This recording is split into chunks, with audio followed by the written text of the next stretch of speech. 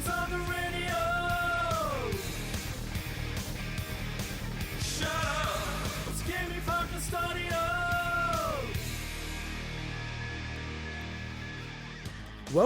Welcome to the Big Week in Gaming podcast. And what do you know? It's been a big week in gaming. I'm Intergot for episode 57 on Sunday, the 24th of October. Mike? Hello.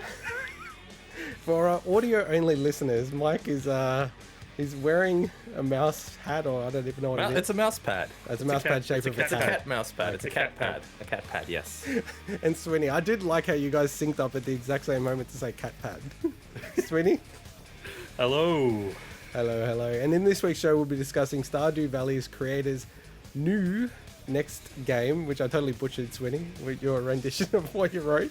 Is the GTA Definitive Edition Trilogy too expensive? Impressions of the last Smash DLC character Sora from Kingdom Hearts, and our review of the quirky sci-fi horror RPG Echo Generation. As always, if you want to check us out, hit us up on Bigwig Pod. We are on Twitter, Instagram, everything. Subscribe there, check us out there. And Swinny, there's some hype, something coming up soon. Yes, I put it in here without telling anyone, but I plan on at some point doing a Chemco RPG tier list. I've already prepared everything. I'm waiting for the next game to come out, and I'm going to do it potentially at the end of the year, maybe. But at the end of the year, this is long-term hype going on. No, big, yeah. Well, we'll see. We'll see what happens. I'm just hyping it up. Okay, fair enough. We may not actually do it as part of the show. It might be its own feature. We'll see. I don't think the regular podcast listeners appreciate 40 minutes talking about Chemco RPG. Hey! If you're part of this, you're part of everything. There's no choosing here. You got to take us at our worst if you want us at our best. I also like how I completely left in the note about the GTA Definitive Edition in the intro. So, Mike, you definitely have to bring it up when it gets to talking about your intro for the week, because otherwise we've said we'd talk about it. That's a good segue. So maybe let's jump into what we've been playing this week, or what you want to talk about, Mike. So what I've been watching on the internet has been a bunch of news about the GTA Trilogy. Well, it's the Grand Theft Auto The Trilogy, the Definitive Edition. Oh, is it? It's a bit of a mouthful of what it is. But anyway, it's coming out on, I think, all the current gens, so PS5, Series X, Series S, PC, and Switch, of course. And it's on Game Pass for Xbox as well as PlayStation Now. Yeah. Which can you get? I don't know if you actually can get that in. Oh, huh? Jesus. Can't get it on what? Mainly an audio podcast, but Mike just had his mouse pad, which looks like a cat. It is quite amusing. It is a cat. It's really cute. Look, and he said pause. PlayStation meow. Well, you heard that if you're listening to the audio podcast. Yes. To be clear, we're not doing a news segment on it. Otherwise, we would actually have notes about like what this thing is. We should have done a segment then. No, what's your opinion on it, Mike? Yeah, I think the idea is we just want to see, is it actually worth 90 Australian dollars? I think that's right. The idea. So, opinions. So, I think people, first of all, need to have expectations about what this is and isn't. It's not a remake. It's a remaster. Correct. No, but I think that's important. It's an important distinction because I think some people were expecting a whole new 3 games packed into one giant map. I don't know what people even expected, which, whatever. I guess, to be fair, Rockstar didn't really give that much out. But it is just a remaster of the originals. And when I saw it, I was actually impressed. So running on Unreal Engine, lighting looked really cool, character models were improved. The whole thing actually looked really, really cool. Like it would work pretty well on a modern TV. And I was helping my parents move this weekend, and I actually ended up moving my old CRT TV. Not the little one that I spoke about last time, the 34-inch, but like a slightly bigger 50 centimeters or something. 34 centimeters. Sorry, 34 centimeters. Yeah. It's like a 50-something centimeter instead. CRT. It's still tiny as. And I actually moved one of my old 19-inch computer monitors as well. But anyway, I digress. So it'd be really cool to have the old game running at the same time on all that old tech, including my old TV. Yeah. while also checking it out what it's like with the remake side by side. So I'm kind of looking forward to that. I think I'm going to try it out. Or you could do a real hipster thing and pipe in the next gen version, the version that you were talking about, onto a CRT. Onto a CRT, Yeah. man, that would actually be really sick. I might have to try that. It's like dividing by zero. You just don't do that. It's just wrong. No, you do not. That's probably- a whole new yeah. thing that people are doing at the moment. Getting modern games and playing it on CRTs. So, Mike, the answer to the question, is it worth Is it $90? worth it? No, I reckon it isn't. I mean, this is for real diehard fans. I think they've modernized the controls. They've modernized a lot of things to work in this day and age as to what people expect from those kind of games. Because the originals are probably a little clunky if you were to play them now as is. But I think people that are new to this series, $90 is a bit steep. Yes, there's a lot of content, but I don't know if they're going to stick around to play all 3 games for $90. So really, this feels like it's more targeted towards GTA fans that grew up with those games, that enjoyed them, and want to get a refresh of it. But $90, that seems really, really steep. I mean, I know a lot of effort clearly has gone into redoing all 3 games, but $90 is it's a bit pricey, I think. Not a lot of people are going to get it compared to, say, if it was, I don't know, $60 or something. Yeah. So, what do you guys think? It's very steep, obviously, but I'm probably more thinking of it from a business perspective. I feel like people who are on the fence about GTA 3, then it's not going to be like one way or the other, whether they buy it or not. They either really want to get it or don't. I don't think pricing it at 60 Australian dollars is going to bring in a bunch of people, honestly. Like, I think, those type of people want to play GTA 5.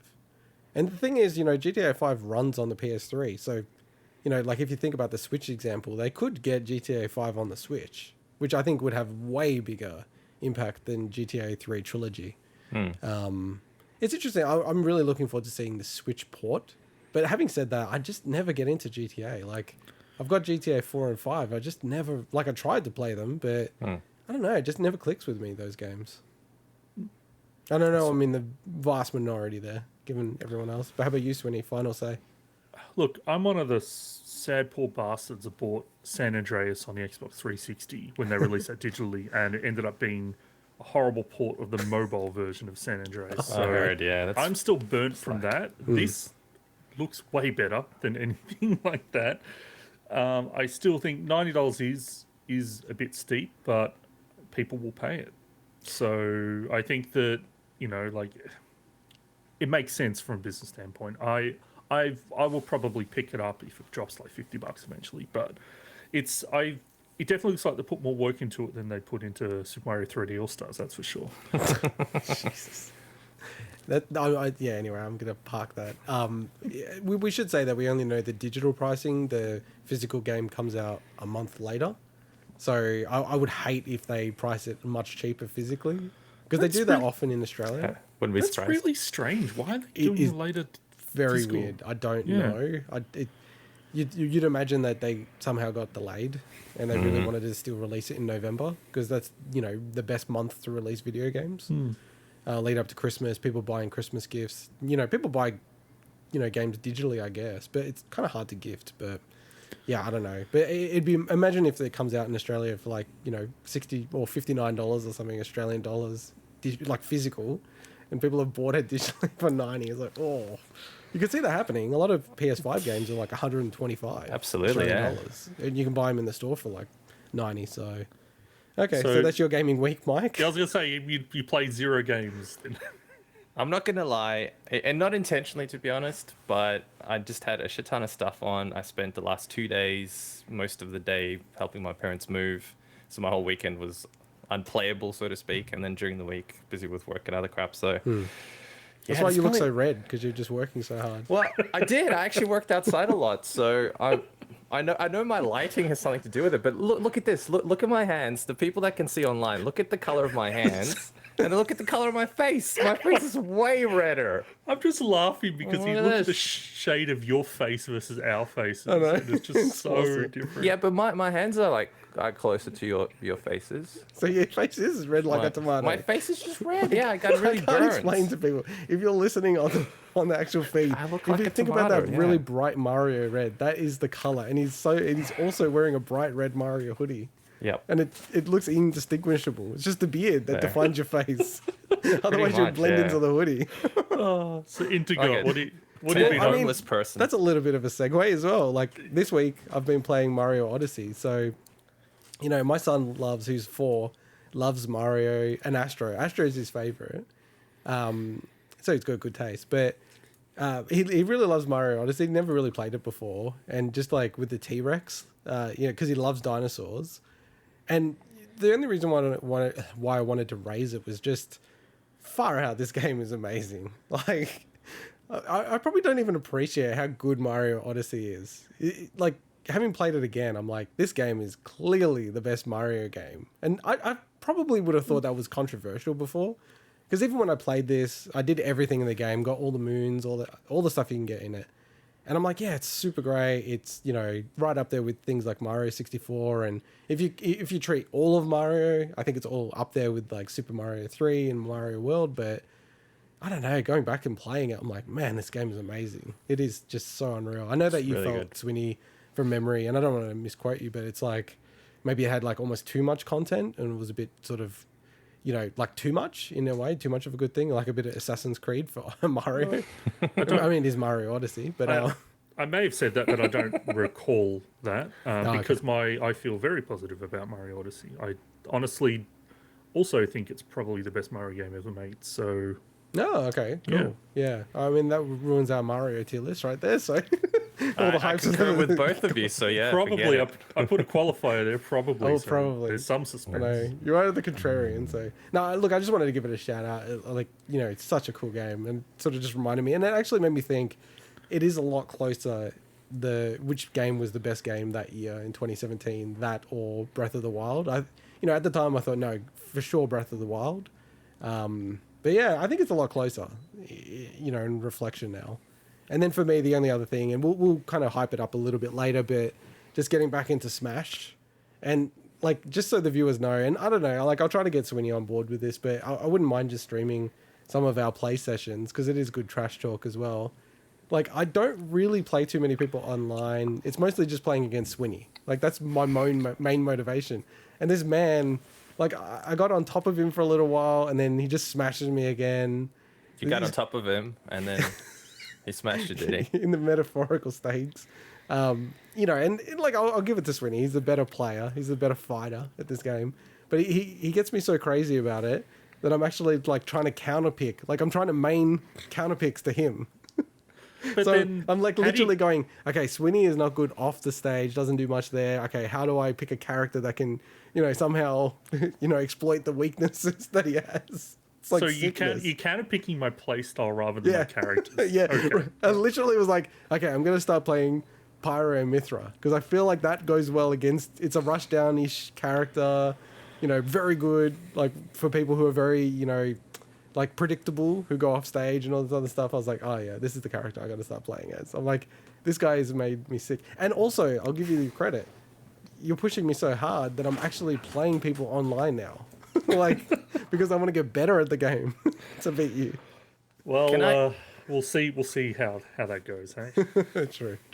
Can I just quickly, on that note, give a shout out to Joe, who also plays Smash with you guys sometimes, That's I true. believe. That's true. Yeah. Yes, He's in the chat. He's the original Jigglypuff. Screw H-Box. It's all Joe Jives. Yes, his back airs are horrible. They're absolutely horrible. And how about you, Swinny? You've got in our notes a mystery title. I'm not sure if you want to reveal that straight away or go through your other stuff. So, look, I'll just mention I have been playing Echo Generation. Yeah. I will review that later. So That's really cool. That's probably the game I've played the most. Have played other games here and there, including Smash Bros, which we just said, but we'll be giving our impressions of Sora, the latest DLC, and the last DLC fighter around the time, you know, at the end of the show as well. So the mystery title that I've absorbed this week is it's not a video game.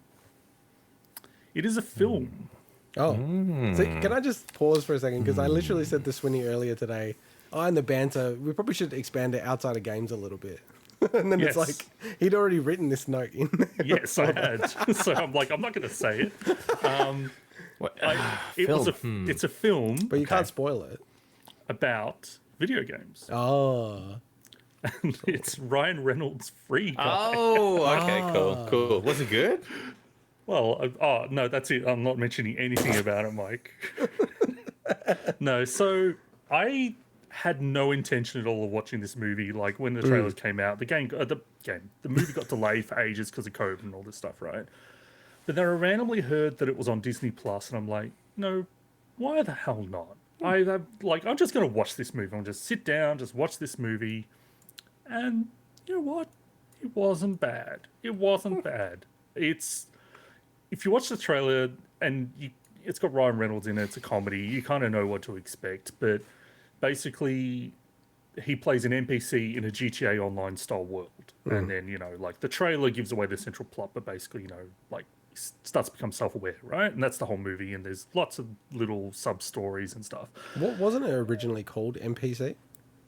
Possibly? I believe it was. I believe it, and then I think people were like, "What the hell's NPC?" It's like I actually like Free Guy as a name. It's a good name. It's a good name. Yeah, it's like on a couple of different levels there. But look, it's very cheesy Hollywood comedy, but I think it pays a lot of respect to video games. It doesn't like a lot of video games are very much ridiculed in a lot of other media where it's like, okay, they're just toys or they're just things that, man babies playing all this stuff. And we know that's not the case, right? No, we're not man babies or man child at all.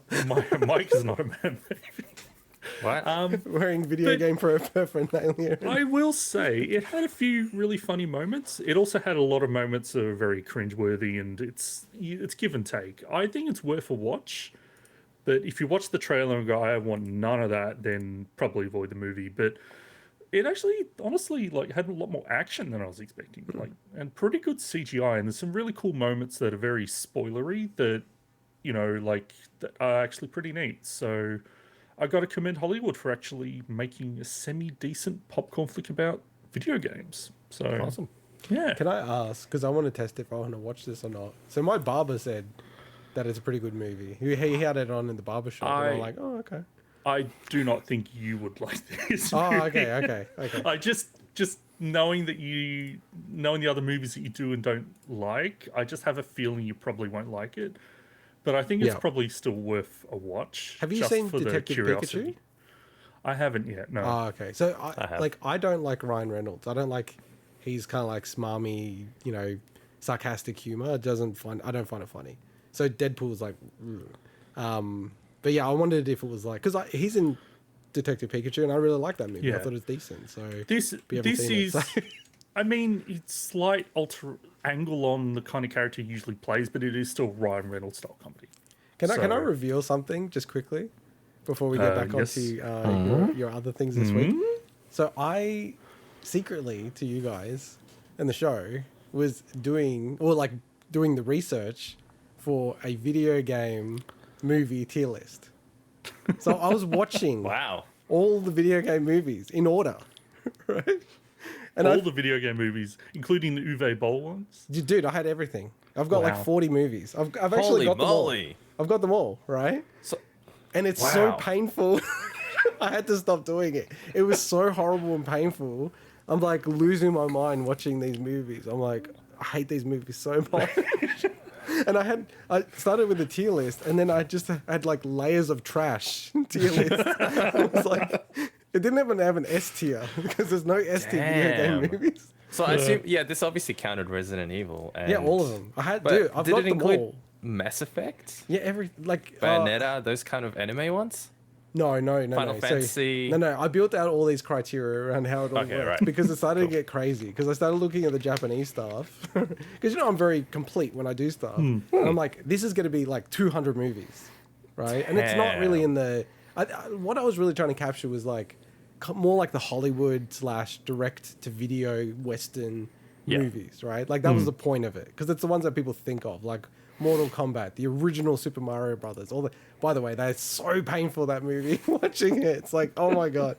So the only way I can do this, and talking about it now on the show is I think actually doing it and like streaming, watching it, but you can't stream the movie, but like streaming, just chatting about the movie, watching it.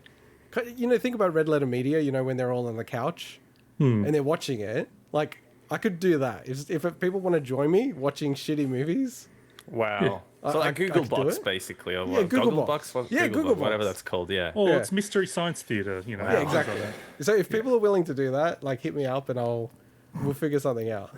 And Mike, if you want to do it with me, I reckon I will try at least one. Yeah. Okay, but I'll Yeah. have to start again because I'm a completionist. So I've already watched gosh, some of these okay. movies multiple times now. So the last thing I wanted to mention this week was I managed to get a whole bunch of stuff coming in from the mail that I was waiting for, and the first of which being... Show us. Yeah, I'll let you guys nice. say what it is. Metroid Dread, baby. Metroid Metroid Dread. Finally 10 out got of my 10 copy. game, baby. Awesome. Awesome. Paid $10 express post to get it 11 days after I ordered it, but I got a refund for my express post. Thank you, Awesome. Video Games. So it was free shipping then. That's really cool. Yes, and Oh, the yeah, you did next get free one. shipping. Oh, it's a good amiibo. Yes. That's actually a really cool It's the amiibo. I wish I Emmy got it and now, but Metroid Samus. Emmy and Metroid. Samus and I was trying to remember the what the suit's first called. one. Is it a gravity suit? I can't No, remember. Yeah. that looks like the very original suit. It's not the upgraded one. I contemplated using it for the extra missile packs and said, no, I'm not opening it. Oh, don't be a cheat. Jesus. No, because I know if it's anything like the last Metroid amiibo for Samus Returns, at some point maybe I'll get rid of it and make some money off it. Yeah, Oh, yeah. don't get me started around the Samus Returns one. That one was harsh because it unlocked hard mode. All right. And Wait, here's my just- favorite. just a Here's my sec, Swinny. favorite. Sorry, Swinny. Just a sec. Just Yes, as you were Red showing Boy. that amiibo. Yes, Red just Boy. as you were showing that amiibo, I don't know if my girlfriend overheard me or she's watching the stream, but she just messaged me on Signal going, "No, you do not wish you had that amiibo." All right. What Sorry, now? go. This I don't is think the she's thing. watching the This is stream. this She is must the have thing heard that you. she definitely doesn't want you to have. Oh, she definitely That's does. so Explain what it is. Oh, I would absolutely love to have this giant Lego Mario 64. Mario 64 cube Question block. thing. Question block. Question Cube block thing. Cube thing. Now, this was sitting at the post office for 2 weeks. I didn't even know it was there, so I'm glad they Damn. didn't send it back. I'm surprised they didn't steal it. But the worst part is I don't have a table to actually build it on in my house because all So the now I gotta buy a shops table for it. because the shops have been closed for so long. I literally haven't got a table. can I've been deliver waiting a for them to table. open. Damn. I want to go. No, I need to go measure it and see because I've got a very small area that I need to. Anyway, Yeah, you do have a it's not small going to area. stop me, but I just wanted to say I'm really happy with the stuff I got this. I like it. You don't have a table, but how many gaming setups do you have? I've got one gaming set up. Bullshit. You What got do you the mean? PC, you got No, the I'm not- Xbox, don't count my- you got the... How many Oh, places no, sorry, can I've you got play two, games? I've got two, yeah, I've got thank two, you, sorry. thank you. I know. I've got I one don't in want the to out lounge you, and one in the but bedroom.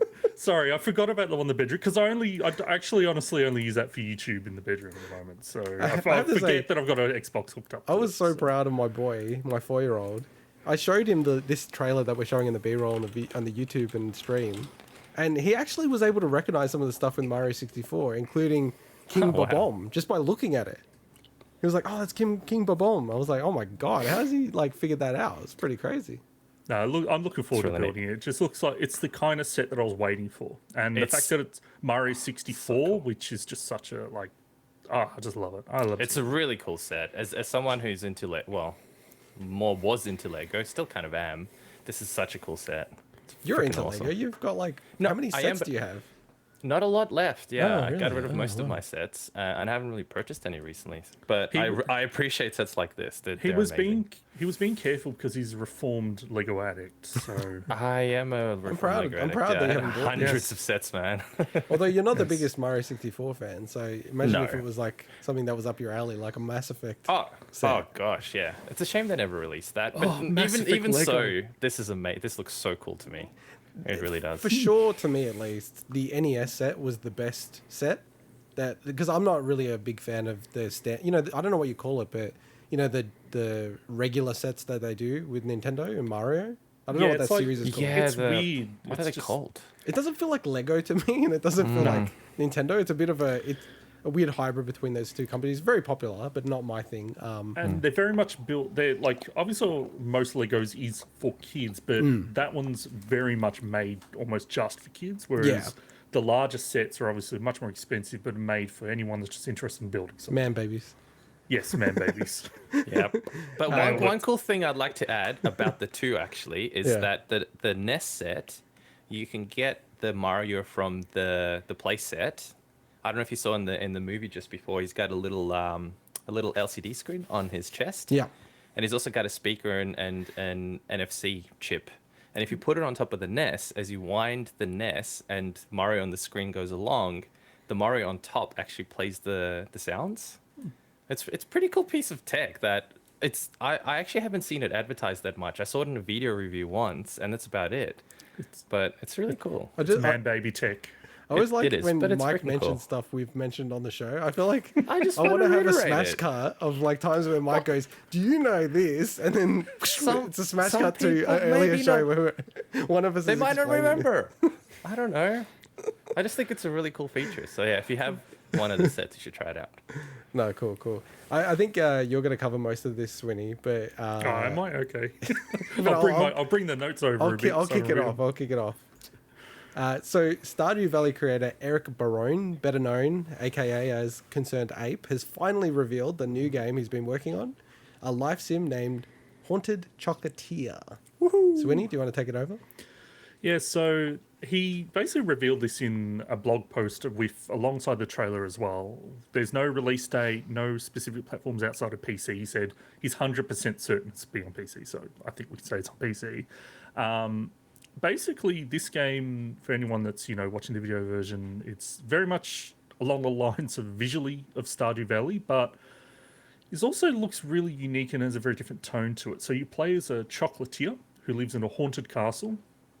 And he in the blog article, he also had an FAQ that pretty much said that the gameplay loop involves gathering ingredients, making chocolate, and running a chocolate shop. And it's much more of an action RPG than Stardew Valley was. So there is a bigger focus, I guess, on combat. And it very much reminds me of, I don't know if you guys know the game Moonlighter. Yep. Played it, finished it. Moonlighter is kind of like a bit of a mix of like a roguelike plus like a shop sim where you go into dungeons, you gather stuff, and then you take it to a shop, and then that's what's called Moonlighter. You're moonlighting as a dungeon explorer, but your day job is, hey, you're selling the stuff in a shop. And you've got games like Recettear that are similar, where you're running an item shop. Games that I've talked about, I reviewed on the show, Blacksmith the Sand Kingdom and Morenian Maid Tavern, very similar, where you're gathering stuff from exploring and setting up a shop. What I really, really like about this, though, is that they've taken that formula and blended it into the Stardew Valley kind of life sim and Harvest Moon style, where there's a hub town. So he confirmed that just like Stardew Valley, you're a new, I guess you've just moved to the town, and then somehow you moved into this haunted castle. And it's really cool. Like, the trailer shows that you can customize your shop. You can have little cute ghosts running the shop for you. It just looks like it's one of the coolest trailers for a game that, just came. When I say came out of nowhere, he's been teasing, he's been working on something that, we hadn't really heard anything about it being this game. And interestingly, it's not the only game that he said that he's been working on. It's definitely the game that he said he was likely to finish next, which is crazy. He's apparently the only guy working on this one, just like he mostly has been the sole developer for Stardew Valley, from my understanding, outside of people doing port work and things like that. And I believe he will be self-publishing this, like he ended up. So I think with Stardew Valley, he self-published, then he got a publishing deal, and then I think then he got the rights back to self-publish again. I think Chucklefish did some of the console ports and stuff like that. So. Yeah, and he wasn't very happy with them. He Yeah. had a bit of a falling out with them, so it's not surprising to me that he wants to self-publish. I mean, the guy can literally call anyone he wants in the industry and go, "Hey, I'm feeling my Tuesday. Maybe I'll go on the Switch first. How much you going to throw me, Nintendo?" Because they will literally throw money at trying to get this guy to go on their console first. So he did clarify, look, this game still has a lot of work left in it. Like, it's very much, he specifically said what the trailer is a very kind of like tailored vertical slice of what the game is going to be. But in the blog article, he also mentioned, he kind of said if Stardew Valley is built around, using the power of sunlight, this is almost like using the power of moonlight. So it's almost like they're both uplifting games, but they're kind of at opposite ends of the spectrum. It's almost like a dichotomy there. And he also said that, a quote from him, that he wanted to explore more fantastical possibilities. Like he felt a bit boxed in with Stardew Valley because it's a bit more of like, hey, you're running a farm. Here you could get more supernatural and experiences that take you beyond the ordinary. And that's where the magical haunted ghost chocolate comes in. So it's So cool. Awesome trailer. Anyone that is just listening, I really recommend going to check it out. This game is probably not going to come out for a while, and when it comes out, it'll probably be in early access, just like Stardew Valley. He also clarified that it will be single player, but who knows? Eventually, they did patch in multiplayer to Stardew Valley as well. But I just think this is one of the biggest games for me to look forward to now. I love Stardew Valley. I love Harvest Moon, and this just looks awesome. Yep. I really regret getting Stardew Valley on the Switch. I feel like it's such a PC game, like just the cursor and everything like that for me. I feel like I would have just enjoyed it so much more with a mouse and keyboard. But I think I'm just wired like that. I still I love this guy. I love his story. His story is covered in blood, sweat, and pixels. So I'd really recommend reading that book. The whole chapter is dedicated to him. And I think Jason Schreier, who wrote that book, journalist for Bloomberg, sort of said that story was really interesting to him and was a big inspiration for his follow-up book. Just because sort of like he went through so much hardship, ups and downs and everything like that. And everyone was sort of like, what the hell are you doing? Like this dude was making Stardew Valley for 5 years without selling it really. And he was basically surviving because his partner was working and paying all the bills and everything. So could you imagine that scenario for 5 years? Everyone in your life's like, what the F are you doing, right? And the net result of the whole story is, because you can imagine how many people were negative about it, is as of September 2021, so just a month ago when we were recording, he's sold 15 million copies of Stardew Valley. Nice. So this guy is set for life, and his children are set for life, so if he has any. But, all the power to this guy. What a privileged position now he's in, like as a person who just wants to make, he's almost like an artisan, he just wants to make games by himself, like the way he wants them. It's exactly. awesome. It's freaking awesome. Fantastic. I also want to give a bit of credit. So we mentioned, obviously, the Chucklefish relationship didn't work out well, but some credit to Chucklefish. So when I was playing Stardew Valley on 360, I believe it was, or maybe Xbox One, I can't remember, maybe Xbox One. Anyway, when it first came out on Xbox, and I hit a game-breaking bug, and a whole bunch of people did as well, where I just literally, every time you load it up, it was like corrupted. And their support forums were fantastic, because they're the ones that were handling the port. And I actually had to go through the process to give them authorization to access the cloud saves on my account, to then be able to get the files to then use that to figure out what the issues were. And they fixed it. And I was able to, I was near the end of the game, so it wasn't I was just at the start. So that was really cool. So big credit to them for that. Obviously things didn't work out with ConcernedApe, but just the way things fall sometimes, So. Yeah. It is a It shame. would have been I mean, Xbox One. It never got released on 360. So yeah, Xbox and One, Xbox One, that's I've got the collector's edition. I don't even know if you can get the normal edition on physical copy. It's pretty cool. I think came with a map and all sorts of other stuff. I played it on, I think, every platform that is probably out. PC originally. I doubt it. Vita? No. So PC. Mac? No. Linux? Okay, fine. I only played it on PC, Xbox One, and damn it, I should load up Linux just for that. PlayStation 4? Yes, Was which it? is where I played it the most, iOS, actually. where it sold the most? So, contrary to what you were saying, I actually enjoyed it on the Switch the most. It was a perfect game for the Switch. I loved it. It's one of my favorite games, if not arguably maybe my favorite game on the Switch that I've played.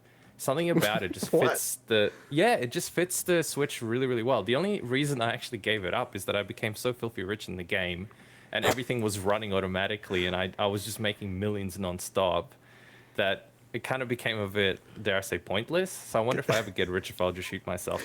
Anyway, I've got something to say as well. Okay, you go first, and then I need to say something. That just reminds you, Mike, I kept trying to convince you to play Wasteland 2, and you're like, but I can't stop myself using a trainer to make my character super overpowered to start the game. It's true. It's a problem. Sometimes you got to step back and just go, it's not worth it. No, it wasn't. Wait. My point is similar. If Mike will min-max any game he plays, and it's almost like a symptom of his life as well. He'll min-max things to ruin, and it ruins the experience, ruins his enjoyment for no reason. Yeah, pretty much. I think it's actually. I think the reason is OCD or something. that leads to this. And yes, I did. I absolutely min-maxed that freaking game.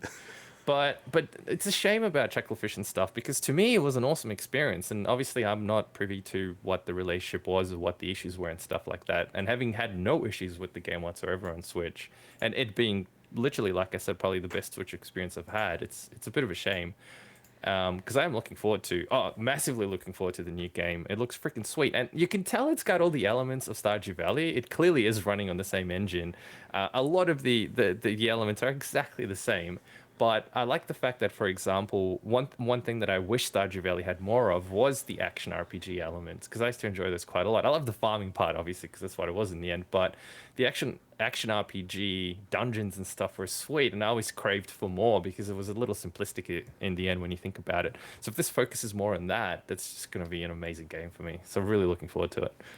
The last thing I'll say on it for me is more than about Stardew Valley still is I think I'll go back and play Stardew Valley. I'll use the fact that I've got the OLED Switch to go, this is an excuse to play a very vibrant game. By the way, you don't have an OLED Switch, Mike, but it's got a color profile setting. I was like, the Switch looks amazing, but I'm like, it looks a bit too like saturated to me. It's a bit too crazy, too full on.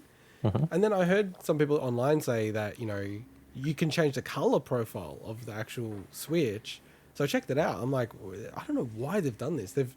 It's like what all games needed to do with the original Game Boy Advance, where they've tuned up all the contrast and the saturation to try to make the colors pop on a very dim, non-backlit screen. And I don't know why they've done it. It's like over the top. Like you'll trust me, you'd get really annoyed with it if you get one, which you will. Let's be real. Joe, if he's still listening, would really get annoyed. He calibrates every single device he has down to the T, and every time he comes to my place, he just has this weird look on his face, like he's about to vomit when he sees my TV or something. So he'll know all about it. Well, let's jump into some lore for the show. A topic we can't mention and we will not refer to, and bring up the Darkplate saga. So this is with dbrand. So there are many places you can get Darkplates for your PS5, dbrand being one of them, but dbrand more being one that actually wanted to take on Sony. So after a cease and desist from Sony over their PS5 Darkplate range, the Darkplates are customizable replacement plates for PS5, as we mentioned. And I'm just bringing this up. Sorry, boys. That's good. I can talk to it if you want. Yeah, nah. Yeah, that go looks ahead. very Go dark. ahead. No, I was just going to say, so he's brought up, for anyone watching, they've got a really neat site for, I guess, how they have countered this cease and desist. But just a quick note about the cease and desist. So back in January, we actually covered this. So if anybody's interested in hearing when dbrand said, sue us, Sony, we actually had a segment back on episode 25 of that. And this cease and desist, well, Sony obviously have decided to take some action, but they accuse them of counterfeiting, trademark infringement, tradesman dilution, I don't even know what that means, and unfair competition. So basically, and they also reference the fact that they challenged them, and they're like, we're fairly certain, that Go Ahead Sue Us was referring to Sony Interactive Entertainment. But they said, hey, we're going to give you a chance, a courtesy, to resolve this situation. So what did dbrand do, Intergot? Were they courteous in this? No, not at all. I love their response so much. Can you please read it? Oh, you mean the one-liner? Yes. No, but I think you got to read. Okay. You got to read. While we strongly believe in the consumer's right to customize and modify their hardware. You're talking about this bit, yeah? Yeah, I think the whole thing. I want to read it. While we strongly believe in consumers' right to customize and modify their hardware with aftermarket components, your Darkplates are now a collector's item, the post read. You know what they say. You either die a Darkplates owner or you live long enough to see yourself become the scalper. In closing, fuck you, and especially fuck Sony. Talk soon. Love it. But this whole thing is marketing, dude.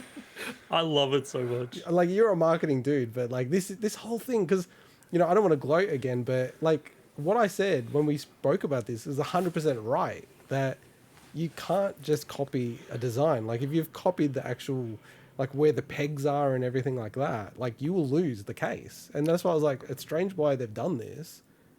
And now, like, what they've done, they've designed something that they won't lose. You know, A day later, they announced this. Just to but be they clear. knew they already had this done. You know, I know. I don't think they're hiding that fact. I think they're just you're the right. fact the timeline is the next day. Yeah, I know. They revealed the Darkplates 2.0. Which we'll talk about in a sec. I think actually look better than the originals. So basically, the tagline for this new range is "Checkmate, lawyers." And I'm putting in a description. You know, they're almost like professional douchebags, dbrand. But that's their tone, right? Whether or not I agree with it or not, it's obviously working for them in some capacity. But yeah, they changed the model of the overall shape of the plates. So I guess I don't know if do people call them the wings, like the part where it goes up. Yeah, some people do refer to them as that. So they've gotten rid of that. For anyone watching it, you can see on the screen, but it's pretty much just round now, and they've added a vent, which apparently is actually pretty good for cooling, as well as obviously helping with them with an original design to go against the cease and desist. So. It is funny. Like, I mean, I love their marketing. I love this website that they built. It looks amazing. It's very clever. Like, the thing is, there's so many like places where you can already get these dark style plates. So it's not like they're unique or anything like that. It's just their marketing is off the chain. Like, and they're really smart. dbrand's always really clever with this stuff. And they would have gotten so much publicity for this. It's just wild. It's just crazy. Yeah, they get the kind of modern video game. What are you laughing at, Frank? The disc edition, 3 colorways, limited stock, not illegal. Digital edition, also 3 also limited stock, also not illegal. Yeah, I know. They're just like very good. Like they would spend a lot of money on marketing. Let's be real, like heaps of money on marketing. It's really good, and it works well. Like I actually think these type of products, you've only got 2 things you can do: either go expensive, and like the dbrand stuff's really expensive, or go like absolutely bottom of the barrel cheap, like Alibaba, AliExpress style. There's no middle ground for this kind of stuff. And if you want to be expensive, you need to have the slickest, best marketing. And like this is kind of like next gen marketing, really. Like to get a lawsuit with Sony, almost like the one thing that I think would be interesting if Sony did, and I don't know how it works or how they would get standing, is if they actually tried to sue them with the idea that they were always intending to do this. Like they already had plans in place. So they had marketing plans to go, let's try to get Sony to sue us as a mechanism to actually sell these things and have this all ready to done. Because like this stuff takes like 6 months to mold and everything like that. So yeah, I have no idea where the law falls on that, and especially no idea where the US or Canadian law, wherever that jurisdiction lands with this, because they're a Canadian company. That's true. So yeah, I have no idea. All I know is it is a very good marketing move. And like to be clear, that was a cease and desist. It wasn't like a formal lawsuit or anything like that. So it'd be interesting to see whether or not what happens to that, because at some point they've got to challenge that as well. Well, I guess they've technically stopped selling that product that was infringing on the copy patent. They did. So, They did straight away. Yeah. So, and that's why it was like Darkplates 1.0, and this one is Darkplates 2.0. It's just the whole thing was planned out, man. Like, for sure, it was and planned out. I tip my hat to them. Like, we're talking about it. Like, we're not even talking about that many things this week, right? So it's like, it is smart what they've done. Like, I give them credit. It's just like they're very sneaky, but it's impressive. It's impressive. Well, but one thing I want to know, Swinny, is because you said you didn't like the look of your PS5, your newly acquired PS5. Did you get some dark plates? look, Oh, I probably should. I haven't, but I probably should. I don't know. So you said they're not actually that expensive to ship out to Australia, are they? I sent you that one, and then I sent you the other one that is really popular. That's way much is cheaper it for to ship to everyone? Australia. Hey? How much is it for everyone else, Oh, I don't know. roughly, I sent, in terms of total sent it in cost? the chat. It was a while back. I think it was like 100 and something Yeah. for the dbrand ones delivered to Australia. 100 something Honestly, delivered, I'm not in a rush, because I think the longer I take to bother about that, the more options there will be. to do that. You know, there'll be a lot more local options as well at some point potentially. So I don't know. Maybe I should, but I just haven't rushed out. I honestly haven't been playing my PS5 this week, so hasn't been top of mind. You don't like the look of it? No, Why you haven't it's been got playing it? nothing Or, to do you with- know what I mean? Exactly. So it's No, like but it's I'm going to just stop you saying. playing it. No, I'm saying it hasn't been top of mind for me. This Yeah, week. So yeah. I would wait because I mean I love the marketing on this. It's hilarious. It's dare I say something I would do if it came to marketing for a company, but really it's overpriced for what it is in many ways for 2 plastic panels that I think, as you mentioned, into God, I'm sure you can get from AliExpress for a quarter of the price. Yeah. So I'd wait. So 113 Australian dollars delivered, like so much cheaper in 113. America and Okay. Canada. But that's the dbrand one, and then the other one that's very popular is the customized my plates. So I think they were originally called like PS5 plates or something like that. remember It that, was yeah. just like, Yep. you know, the name itself was infringing, right? Didn't they originally? Yeah. Didn't they have to take them down though? Because back in our story in Yeah, January, they did. They had to take the whole everything down for that company and start a brand new company with all the same look and feel with a different name called Customize My Plates. That's I think it was called hilarious. PS Plates or something. And they're $66 delivered Australian dollars. That's pretty decent. Hey, But the look, thing is, I'm the person that spent like hundreds of dollars to get a plastic Catan frame mailed out from the US. So, Which we used once. oh no, I've used it heaps. Yeah. Okay. Cool. Yeah, got other like friends it's in made Europe. its money back. I'm not saying that. It's made its money. It's How out there did it working. value. Who in did you value. play with? Did you? I said each time I use it, it's worth $20, and it made its money back. I'm Oh, sure. Oh, well, okay, fair I was enough. about to say, it's out there on the street, you know, whistling along, getting cars to pull over. Hey Hey, boys, everyone's got a type. Everyone's got a kink. I've got a Catan board fetish. Look, I think you made the right move, Swinny, because I know you would much prefer a Sony-made black matte or gloss plate if they had one for 99 Australian dollars. Not really, honestly. Oh, really? Like, I know you that well. unless if it was the same cost, and I was like official or not official, of course, okay, right? okay. But no, not really. Like I just don't. As long as it's something I can just buy and press the button, what I don't like is I'm going to sit there waiting in a queue, refreshing the page, and it's run out, scalp. Oh, yeah, crap like that. I don't want to deal with that crap. Nah, fair enough. All right, cool. All right, well, that's it for the news this week. And we I get know. into our favorite segment, which is the Minute Mic. So the purpose of this segment is all the other news that we're not necessarily super passionate about, or we just don't really have much of an opinion. We're excited. You know, God of War, I'm pretty excited about that coming to PC, but that's not a whole segment of the show, is it?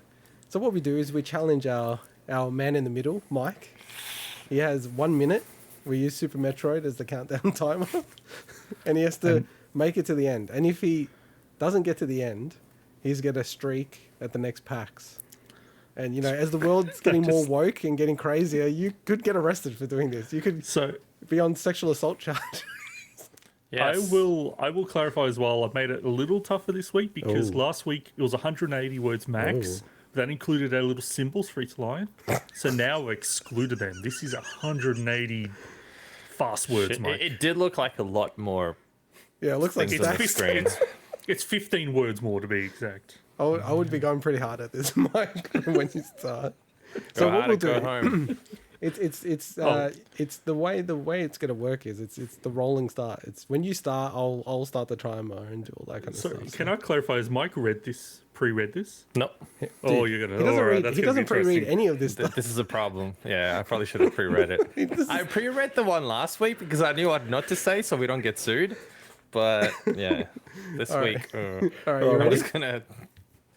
Yep. You go, and then I'll Okay. activate it. All right, on 3. You don't have to 2, count down. You 1. just have to start, and I'll. Okay, then God of War 2018 is coming to PC on 14th of Jan 2022. Daily roundup time. Elden Ring has seen a slight delay to 25th of Feb next year. Next-gen versions of Cyberpunk 2077 and The Witcher 3 are now coming in 2022. Advance Wars 1+2 Reboot Camp has also been bumped to Q2 next year. And Pokey Rocky Russian Shrine oh my god, is also coming back to Q2 2022. Valve has revealed its game compatibility systems for the Steam Deck handheld. Assassin's Creed Valhalla, along long-awaited discovery mode is now available. Sony has been granted and painted for a system where esports spectators can bench players. NetEase has acquired Suda51's Grasshopper Manufacture Studio. Focus Home Interactive have acquired Shady Part of Me developer Deux Dixemas. Phil Spencer recently stated that Xbox is definitely not done acquiring studios. Sony has announced the state of play for next week on Thursday, 28th October, 8 a.m. AEDT. Xbox has also announced, holy shit, anniversary celebration team for Tuesday, 16th November.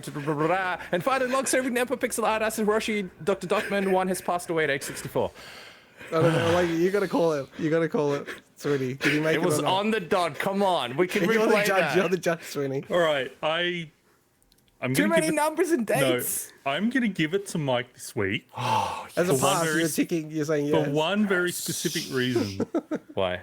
I included a story in there that's probably not super noteworthy. The one about Focus Home Interactive acquiring that studio, and you did not falter too much at that French name of the studio. No, I'm you like, actually- I don't even know if he's I- gonna get to that. He's just gonna be like, but no, like, I got to give you credit. I don't even know. I got to give you credit. That's Thanks. if we're on the line, then that puts me over, and that means you have to do it again next week. We can watch this after the fact and then decide, because we can see the exact. Oh, we're not doing timestamp. that. We don't have time So, for that. yeah. Ain't nobody got time for that. Okay.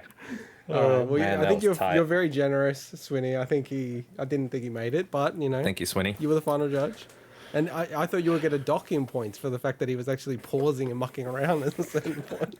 I'm just there was some words there. I'm just like, how did he get that? Pocky Rocky Reshrined. Reshrined. I guess reshrined isn't a real word, so I guess No, that's a hard one. There was actually a lot of disappointing news this week. I was like bummed out about Elden Ring, and then Advance Wars I was pretty shocked about. Like, you almost go like, Nintendo doesn't even have a Christmas release now. lots of dailies. Lots of dailies. What the hell do you mean by that? I I think, thought that's what Mike said. Daily roundup. oh yeah, he did say daily. delay roundup. Whoops. Yeah, he said the daily roundup. Hey. Daily roundup I time. am fairly certain I'm dyslexic. Dyslexic. Whatever that thing. I'm pretty sure I have that. Sorry, I shouldn't. Because I've shouldn't noticed laugh it. at There's so many times where I dyslexia. read something I'm like, what? Did I just say that? Okay. Words are in the wrong order. I can't continue now. That's it. All right. I dying. want to hear about Smash. And somehow you're less red after all of this. He's diffused. He's diffused. He's anti-shaming. All right, cool. All right, well, let's jump into our special features.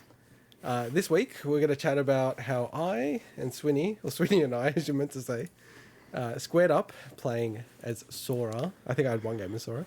In Super Smash Brothers Ultimate. What did we think of Sora? What did we think of the game?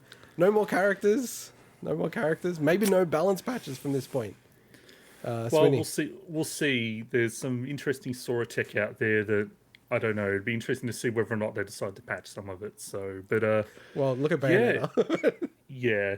But no, it was look. Originally, I thought maybe this also doubles up as a chance for us to kind of almost like say a bit of a goodbye in terms of like news and stuff for Smash Ultimate. This is going to be the last, unless they surprise us, kind of, big thing, big deal, big event. Big. Is Smash Ultimate, big. And yeah, so Sora came out last week, and I don't know. I don't dislike the character, but I also don't feel as if it's my kind of character. Does that make sense? Yeah, which kind of surprised me because when we're watching the Sakurai Direct, the final Sakurai Direct, and I think ever, but we'll come back to that. I just thought this character, oh my god, I was getting annoyed watching it, just thinking, oh my god. Number one, I was upset that it wasn't Dark Souls, because I really got in my head that it was going to be Dark Souls during the reveal, but you just like the moveset, I'm like, oh, this is the kind of crap, gimmicky crap that Swinny loves. It's a DLC character, but yeah, you didn't really click with it, I don't think. Well, honestly, like the normals and everything in Sora, I like, like very aerial based, of course, like the games. But I like his aerials. But even in the presentation, when they started showing off the specials, I'm like, oh, I don't know if this is my kind of character outside of the counter, which is like I play a lot of counter characters. Even the spells just aren't really like. Obviously, I play some characters like Hero and stuff, but it didn't feel like, okay, that's the kind of move set that I would naturally gravitate towards. You know, there's been even characters like Pyramithra. It's like this character just doesn't feel like the character for me. But I was actually surprised when I played Sora that he felt a bit more natural than what I was expecting. I do like the character, but yeah, it's like there's so many characters. Like you can't play them all, like or learn them all properly, you know. But I'm happy. I'm really happy that Sora's in the game because it's obviously it was the biggest character that people wanted, you know, in general. So yeah, Yeah, no, for sure. And I think they did Sora justice. I think it's not an ultra weak character or anything like that. It doesn't seem at this stage to be an ultra strong one. I'm not really sure what the tech you're talking about.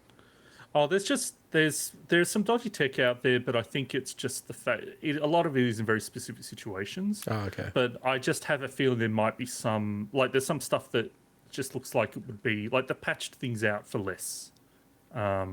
Like especially like when they added Steve, like obviously there's lots of glitches there, but they even patched stuff out that people weren't expecting. So it wouldn't surprise me. But yeah, look, I think the community's response has been interesting. You've got some top players actually, you know, being pretty good with the character. Was it? I think it's MK Leo, I believe. Yeah, but No, he is a freak though. Like I think it's MK Leo. I can't him and remember, but Tweak yeah. just pick up any character and make it look good. Yeah, so I think this character has a lot of potential, but the problem is like the immediate thing that when I was watching all the first impressions was he's just so floaty. He's just so floaty, and it means, you know, when you try to do fast falls and stuff like that, it's just you got to do the down air a lot, and that puts you, you know, like you can be punished out of it and things like that. But look, I think this is a fantastic character for people that love to go off stage. Like it's just a fun character to watch, honestly, off stage. So, and we talked earlier that off stage isn't usually my strongest suit. So I don't know if it's my kind of character, but I'm really happy to put him in. Yeah, the offstage tech is insane for this character. Like, even people who aren't that good offstage, I've seen like videos of them. I'm like, Jesus! Like they just can recover from almost any position possible when they're offstage. It's pretty incredible. But you never know. It could be like Cloud, where initially I didn't click with Cloud, and then eventually he became like almost like a backup secondary character for me, where I actually got used to his moveset. And look, you never know. But there's just so many other characters. Because just on the patches, I actually went back to Smash 4 just to see what the pattern was.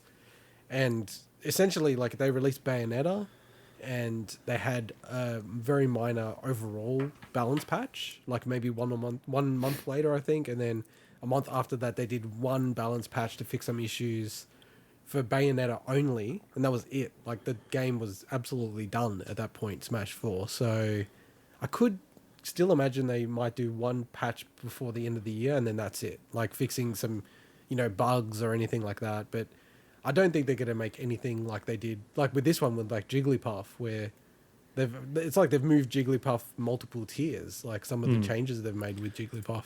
The only thing I think of is that just Smash Ultimate, where it is at end of life versus Smash 4 end of life, like there's just such a bigger install base for the Switch, that it just seems like maybe there's more of a reason to do some ongoing maintenance in terms of balances. But we know that, look, Nintendo's generally, like, they're pretty good. They've been good with balancing, honestly. Like, the amount of characters they've had to balance is crazy. It's wild. But also, they're not kind of, you know, they're not in to make Smash a competitive esports game, you know, so. Yeah, and, like, Nintendo, like, are really weird when it comes to, you know, what do you call it? Like, sorry, I've gone blank. You know, games as a service type of thing, or Yeah. There's another Live name service. for it. I can't remember. Live it. service. Yeah, live service. That's what I'm thinking of. They're really weird with that. Like, you see it with Animal Crossing, the fact that they're like, here's a free DLC, here's the paid DLC, and then we're pretty much finished with Animal Crossing. It's like, that's so weird. You've got 34 million people that have bought this game. They Like, could keep milking it for so long. like genuinely, my wife, who's a big fan of Animal Crossing, she hasn't played it, right? And I thought she's finished with it. And then she heard about this DLC on LinkedIn. LinkedIn's crap as a professional network, by the way. But that's another topic. And she's like, oh yeah, I got to jump back on that. I got to like time travel and catch up to the present day, because she does this thing where she has to experience every single day in the game. So Oh, wow. She has like experienced every single day up to April of last year, I think it was, or this year. Sorry. And then she wants to go through that all again because she wants to play the DLC. And I was like, oh, okay, I didn't realize you wanted to play that. And I'm thinking, she would be the kind of person that definitely, if they had some kind of like $2, $4 a month, so whatever you want to do it per year, you know, $15 per year subscription where they add just stupid crap in there, she'd be like all for it. Like, Nintendo is such a strange company, like, and I kind of love it because of that. They're so incredibly unpredictable. Like, even when they're sitting on a gold mine, they're just like, nah, like, we don't care. I have, sorry, there was a question from one of our listeners that is, what sort of hair gel does Sora use to maintain those spikes? He uses the Cloud Special. There we go. There you go. And when That's you not- say it's one of our listeners, where are you reading this from? I made it up. Oh, I just wanted to know. I was looking at the chat. I'm like, I can't see it anywhere. Look, in terms of on the spectrum of JRPG protagonist hair spikes, Sora's pretty low on that spectrum. Yeah, you're right. It's the Pretty Disney. low. We should do a tier list. We should do a tier list. Yes. Spiky hair tier list. Making a note of that. But I wanted to get your thoughts, and like Swinny, we're probably gonna have some other kind of wrap up on Smash, more thoughtful one, maybe. I don't know. We'll figure it out. But just any quick thoughts you had about Sakurai and Smash? Do you think he's gonna helmet going forward? I don't think he'll helm another game, but I wouldn't be surprised if he's brought on as a consultant. Oh yeah, that's a good call. You know, and that makes sense with like the fact that he works for himself, essentially his own company. That I think he's in a much stronger position to be able to say, look, I don't want to commit another. God knows how many years he's been working on just Smash Ultimate alone. You know, plus there'd be less pressure for him to, you know, he's not the head of the game at that point. And if the game doesn't live up to what Smash Ultimate, look, honestly, Smash Ultimate's just been absolutely just an absolute accomplishment. He doesn't, you know, he's not the face of it anymore. Do you think Sakurai will look good with spiky hair like Sora? Does have that? Because his current haircut's a bit. No, his current hair, but he's had spiky-ish hair before. Has he? I've never seen one with spiky he's had it hair. kind I've of always seen him buffed with that sort of. I don't even know what kind of haircut that is. Reminds me of the bucket haircut my parents used to give me when I was a kid, and then it would grow out a bit, and then I'd have to part it to the side so I could see.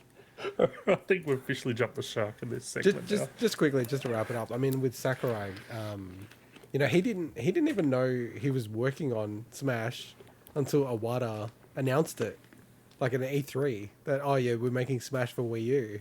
And then he basically was contacted afterwards going, oh, you're making that? He's like, what? No, I'm not. He goes, I'm done with it. I'm like finished after the last game. And he's like, no, you're making it. And he's like, oh, all right, I'll do it. So he's almost been making Smash, because Smash 4, and, you know, I think you called it like, what did you call it, Swinny? I can't even remember at the time. It was like not a remaster, but it was like Smash 4.5 or something like that.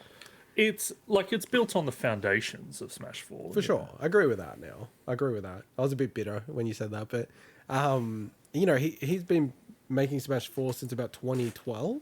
Wow. So, like, and they'd never stopped. They didn't actually stop the development. So they went from Smash 4, Bayonetta, like the final DLC, then making Smash Ultimate. So he's almost been working on it for 10 years. Like, it's kind of terrible. That's amazing, though, to work on a game for 10 years. Wow.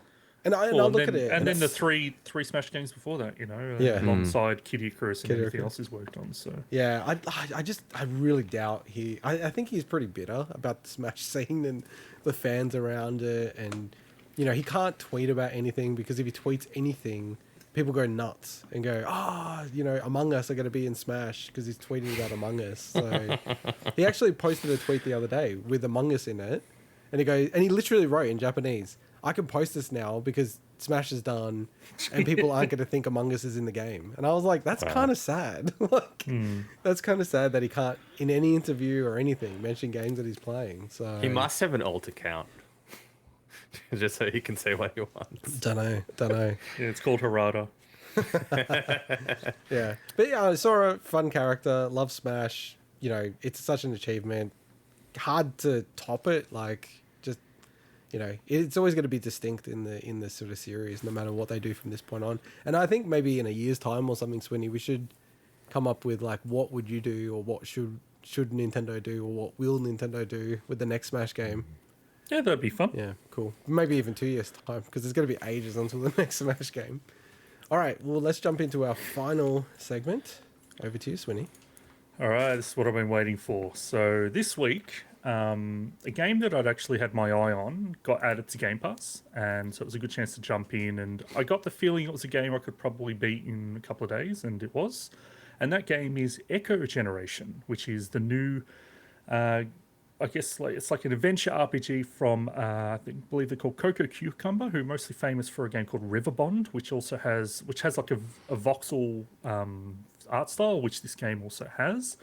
But this game is basically, so it came out Thursday, and I mentioned Coco Cucumber, so they're a Canadian-based developer, and you can kind of like, I don't know, like there's something about this game that just feels very Canadian to me. I don't know how that's a thing, but it just feels Canadian. But anyway, I was keen to pick this up because they announced back in, I think, an Xbox showcase last year, and they, had basically looks like Stranger Things mixed with Paper Mario. And that's probably an apt description overall of what this game is.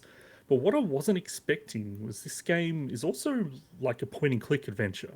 So it's like, where you're walking around grabbing key items and then figuring out where to use them or what characters to give them to. And unfortunately, it also brings some of the worst elements of point-and-click, the moments when you get stuck and you don't know what to do.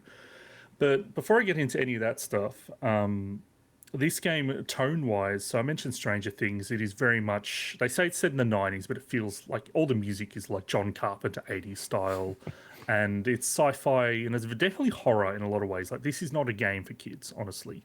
While it's got some funny moments, there's also some pretty disturbing moments. Like, there's some jump scares that are legitimately, like, pretty terrifying when you come across them. You're like, what the hell? That's unexpected. So honestly, I wouldn't recommend this game for kids. Plus, its difficulty, which I'll get to a second, is pretty tough, I think. But I just want to talk about some of the really good stuff before I get into other stuff in a moment. Is this game is just absolutely gorgeous. Like, it just looks absolutely beautiful. I'm not a big fan of the character models themselves, but the environments, they've got like a diorama look to them. So when you mix the voxels with that style that's like Link's Awakening and everything, you just get this really, really nice looking game. And its music is awesome. Like, as I mentioned Stranger Things before, anyone that knows the music in that, which is obviously taken from, inspired by all the 80s, the music in this game is awesome as well. And honestly, that's where my positives end for this game. Dang it, because it looks so good. For me, Can I just say before you go on, I was like, I gotta check this game out. Is this on PC I Game was Pass? on the edge of What's my going on? seat. This looks You've taken us really on a good. journey Yeah. here, Swinny. Honestly, this game is just such a missed opportunity for me. It's like it had so many of the right pieces, but they just didn't fall in place. And the unfortunate part is that the reason why is it just had some of the worst design choices I've played in a game in a while for a game that had a lot of hope, for a lot of potential. And it's such a shame because just it's a game I was looking forward to so much.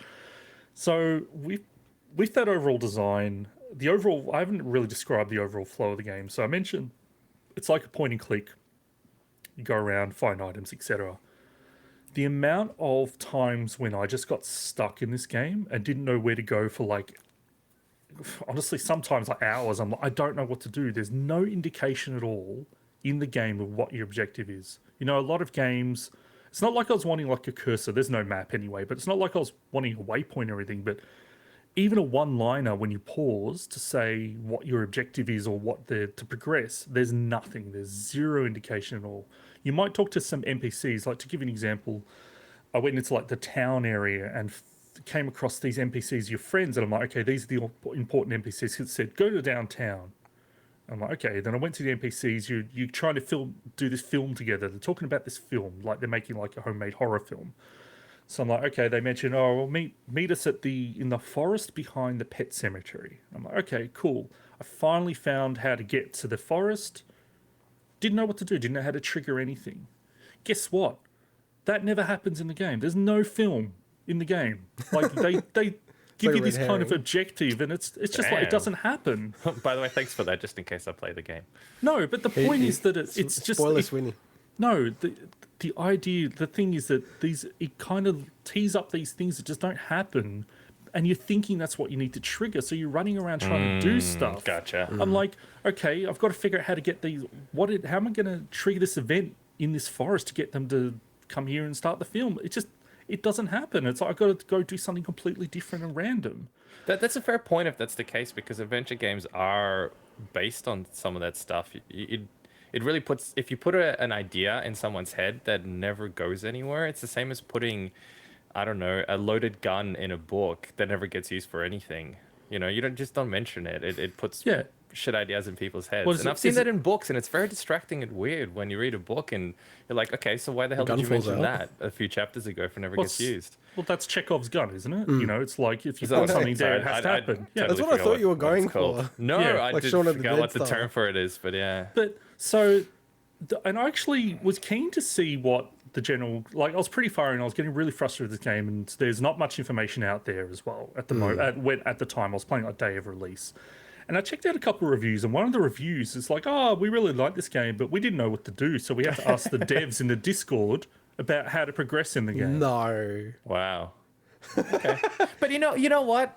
I'm gonna play this because I like that challenge. So- I was reading something similar, just real quick, about people getting stuck in Metroid, and you know that's Stuck in fair enough because I Metroid? could. Yeah. So No. because we take it for granted that we played some of the other games. You guys way more than I did. Can I and pause you? You Can know I that you pause got to just for- destroy can I- stuff. Can I just pause you for a split second? Yes. I'll just get into the right Zoom level. So, Swinny, Mike, don't listen to what Swinny and I get to say. Swinny, Okay. it's just between me and you right now. Okay. Do you think there's a chance that Mike is going to mention what we mentioned last week on the show, and then we mentioned the week prior? Maybe. What do you There's a reckon? good chance. Give me a There's a pretty good chance. probability of the chance that he's going to do it.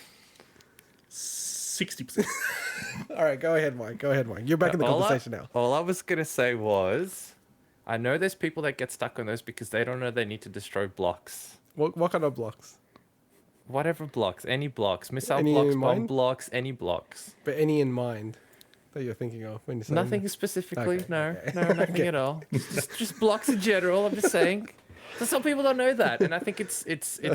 I want to play this now just to really see if it's that bad and that Well- esoteric that he can't figure it out. The thing is, right, the reason why I bring it up so much is that the rest of the game plays out like your Paper Mario, your Stick of Truth, where you're walking around and you're fighting turn-based battles. Sometimes, 90% of the time you see the enemies on screen. Every now and then an area will have random encounters. You're like, why? That came out of nowhere, but whatever. The thing is, it's at odds with that. The fact that like about 5 times in the game I got stuck not knowing where to go. It's not like I knew I had these key items that I could use somewhere, but it's like I just literally don't know what the objective I'm doing right now. But that's not the only issue of the game.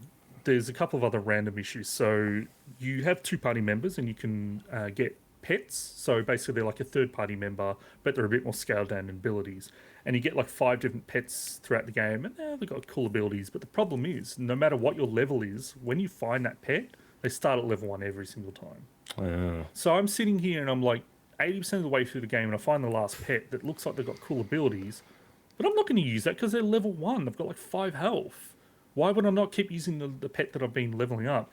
And then randomly, I talked about like it's point and click adventure game, right? You could swap those pets in and out of your party. Randomly, I have to swap the pet into my party to trigger something to happen in an event. And I'm like, the game gave no indication at all that would even impact anything if you change party members. And it's just so frustrating. So they're the kind of things that I was just really saying that these design choices just really let the game down. But one of the biggest issues this game has is the difficulty.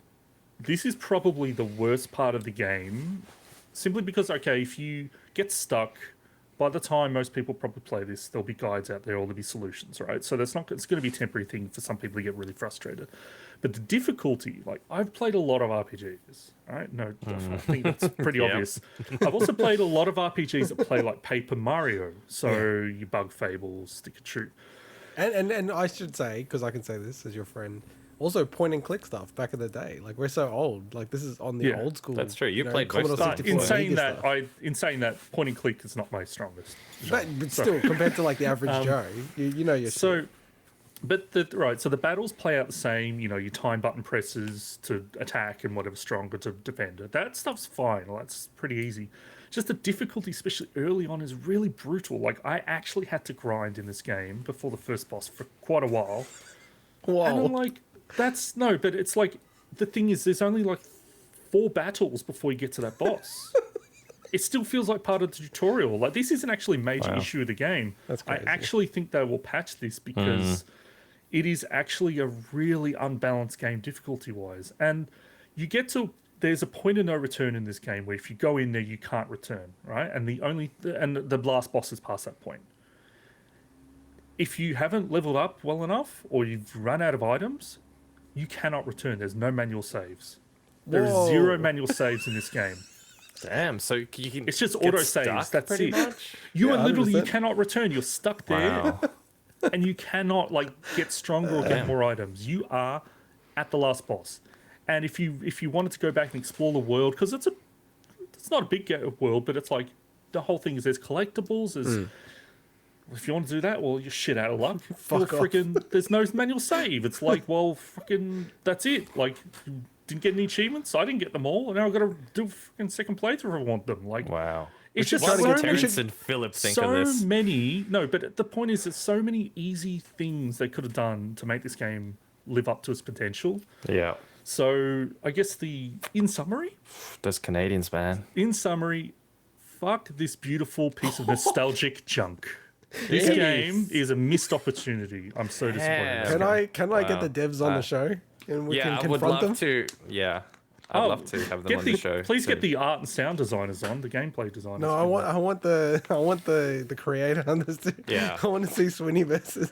I the don't know. devs. I literally don't know how anybody could have play tested this game and then not said this game is too difficult.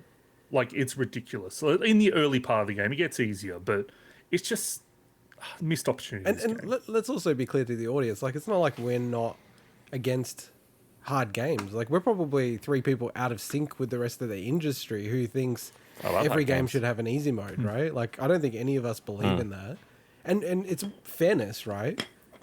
In games, like, you know, Dark Souls and stuff like that. But I get what you're saying. It's sort of like, you know, it's not as an extreme as this, but, you know, with Monster Sanctuary, where the dev was like very belligerent with like the idea of not changing that game.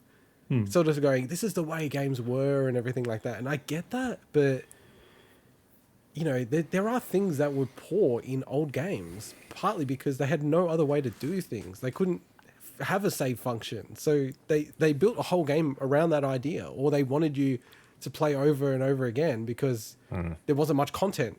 You know, you could otherwise you just breeze through it all in an hour and then that would be I'll never finish So, Lion King. I do think they will patch this game to make it more balanced. So that's I know they updated Monster Sanctuary, but I think that was after pressure. I think they will Yeah, it was after do a that lot to of this. pressure. Yeah. And also the game's pretty forgiving. If you die, or respawn you back essentially at the last checkpoint pretty easily. And at any point, if the battle's going sour, you can just quit to main menu from the battle and just reload, and you'll be in the same map or something. So it's forgiving in that regard. But just, yeah, as I mentioned before, so many design choices that ruined what is otherwise a really, really inspired game. So, yeah. Can I ask, so did they show you a warning before going to the last section? So they give you one thing. It's like, are you sure you want to go in there? That's it. Not, you won't be able to continue, won't be able to come back. If you want, like most games are like, if you want to finish off any side quests or anything. Not that there's really side quests so much in this game. It's more like just collectibles. Honestly, I sat there looking at it and I'm like, I'm going to go in here because I'm actually curious to know, is it going to lock me out? It's not a super long game once you know, like, the point and click and point and click. So it's not going to be a big slog to go through again for me, but it's like, it's not enough of a heads up either. But simply they could have remedied it by, like, they could do an auto save where just you can reload outside of that point of no return. So, Yeah, I never understand that. Like, that's sort of... I just really cannot understand the rationale of why you would design a game like that. Like, if that's... I'd just treat it as a bug. I go, you can't code it in the right way that you should code it. I don't know. You know, if you have save functionality in the game, then I just cannot understand why you'd push it past a point where people can't return. Like, it just doesn't make any sense to me from a design perspective. Yeah, thankfully, a lot of that stuff can be fixed, right? Getting lost, they could put a one-liner in the start menu that gives you next day major objective and stuff, right? This game could be good in a couple of months if they fix that stuff. Yeah, no, fair enough. No, good review. I mean, I was actually looking at checking the game out, but now I will check it out. He's defiant. I am defiant. I'm going to support the Canadians. Well, I'll reach out to them if you don't mind, Swinny. Probably not a good idea after how I treated that game. No, hang on. I actually think that look, you may have sounded a bit critical of it, but this sounds to me like really, really valid feedback, if anything. It's So stuff give that valid devs... feedback on air. Well, it's as in I hope they actually maybe listen to this, because it'd be very useful, I think, to get this kind of feedback and improve the game. So bringing them on the show, I don't know. I don't even know if they'd want to, and I don't Probably know. not. Obviously Swinny would be comfortable with that, but All I right, think let's it'd be not really even good if they insinuate that. hear this and they actually made some of those changes, because they all sound like pretty freaking annoying things.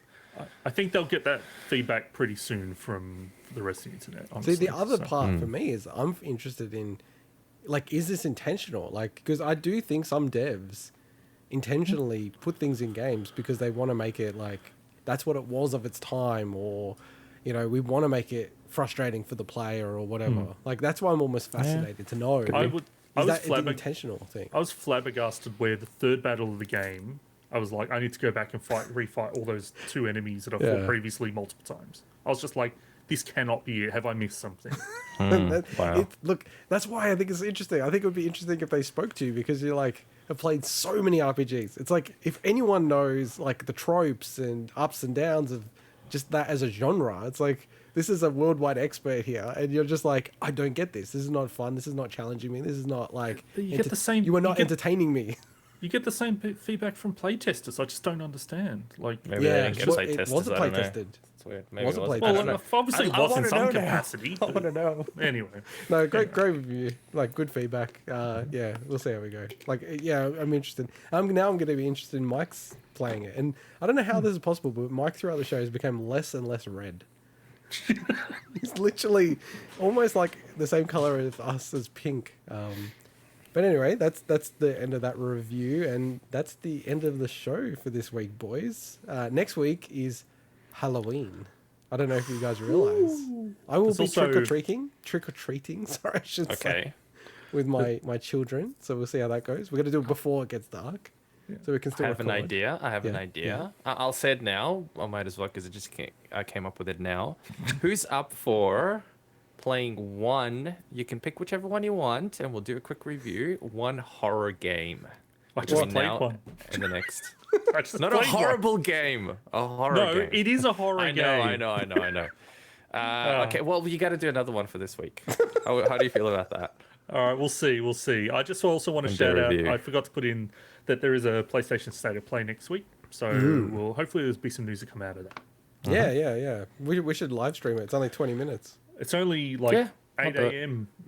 in the morning on a workday. On a workday. Which day, It's like sorry? Wednesday or something. Thursday, I think it is. Australian time. Thursday Yeah. would be perfect. Cool. Thursday, 8 a.m. You and I, Mike. I I'm in. do a live stream before work. It's 20 minutes. Just jump on, boom. Oh, it's 20 minutes. I thought it was like an hour. No, they said it's 20 minutes. They already Even said an it's 20 hour. minutes. It's still before work. I don't think it's going to be very good, because they said it's third-party games. Well, maybe it's that game that we kept talking about. That Horror game. Yeah, that game. I that have game. no idea what game you're talking You know about. the game. The one that Abandoned. devs are, It could be abandoned. the Can't ones miss that it devs now. are getting death threats about. It could be What? abandoned. Swinny. Yeah. It could be abandoned. That's the one. It could be Yes. abandoned. Have to see it now. What Yeah, I'm happened gonna to either that play. trailer app bullcrap. Did that ever actually get a trailer on there? No, Not that I no, it was saw. a teaser. Didn't you know about what happened? I think it was in No, the but hiatus. did they ever actually release the teaser? No, they released the trailer app, and then people finally got it, and it was a teaser for another trailer. But has that come yet? No, Oh my god. no date for it yet. That's trolling, I reckon, by mad. this One thing, point. one thing. Sorry, I forgot to mention about Eco Generation is it runs really nice in HDR. So, Mike, I like the one. make sure you get the most out of this. That you could have bookended your review with that instead. I No one's just going to hear that remembered it. because it's not going to get clipped. No, I just remembered it. I was just like, I just need to tell Mike that he's going to play it. I'll forget. Okay. So Play it in I'm going to HDR. play Luigi's Roger. Mansion 3. Or... That's not a horror game. Yeah, it is. What are you talking about? No, it isn't. Or, and I can't believe we missed this. Resident Evil 4 VR on Oculus Okay, is out. that It's already is- out, and it's people are out, saying yes. it's amazing. Yes. So I'm gonna see if I that can counts. borrow I think the that one Oculus. totally counts. I like yes. how you're going to play the VR version before the normal version. The normal for one. the first time. Yeah. Well, I was always going to play the Wii cool, version, yeah. so that's kind of not the normal version either, right? Okay, So, fair enough. Fair enough. Anyway, Yeah. Anyway. But anyway, I'm gonna see if I can borrow the Oculus Quest, and then I'll get that game. And, you know, Mike, as the mega VR fan that you are, you know, you're always up to date with VR. It's gonna take over the world and everything like that. You didn't even know this game was out. well, I'm going to be playing Echo Generation again anyway, so that'll be my game. Oh, okay. Second playthrough. Well, now Oh, at least no. you know what to do. That's awesome. Well, you need to figure out what game you're playing now. Maybe you should stream it, Mike. I'm going to play a do you proper get horror scared? game. Do you get And I'm scared? talking about, so on Game Pass there's a new one that just came out. It's I'm called talking what? about like Amnesia, you know, those kind of horror games. Yeah, games I don't like to play. Resident Evil Village. Yeah, play that. Yeah. We Alright, got to play beautiful. those kind of horror games. You can play 3 games for us and then we'll just review them all. Well, I've already said I'm going to play one of these two. I need a horror light games. underneath me. But this is the longest outro All right, ever. all right. We better say goodbye. With that, bye bye. Catch you later. Bye.